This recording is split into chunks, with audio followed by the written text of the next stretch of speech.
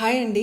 Kitchen slab మీద oil ఒలికిపోతే ఈజీగా ఎలా క్లీన్ చేసుకోవాలో చూద్దాము. దీనికోసం క్లాత్ కానీ పేపర్ కానీ ఫస్టే యూస్ చేయకూడదు.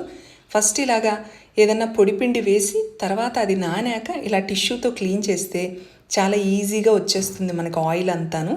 తర్వాత సోప్ వాటర్తో క్లీన్ చేసుకోండి.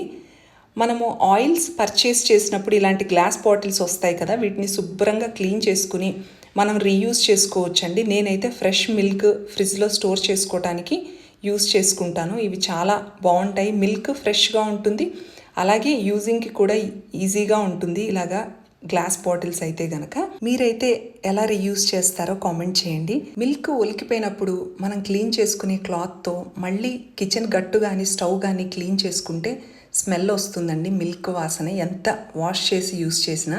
అందుకే నేను మిల్క్ క్లీన్ చేయడానికి సెపరేట్ వాష్ క్లాత్ యూస్ చేస్తాను. మీరైతే ఏం చేస్తారు కామెంట్ చేయండి.